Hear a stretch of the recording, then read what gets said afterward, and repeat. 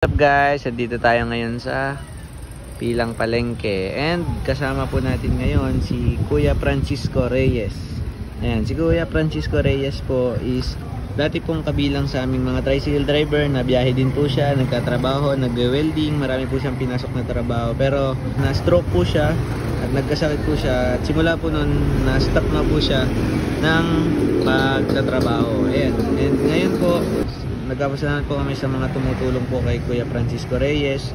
At siya nga po pala ay taga Isabela, at kung may nakakakilala po sa kanya, pagbigay alam niyo lang po sa amin. At sa mga gusto po at nais pong magbigay ng kaunting tulong po, maaari niyo po kong lapitan, or siya na po mismo dito lang po siya sa palengke. Yan, dito po siya natutulog.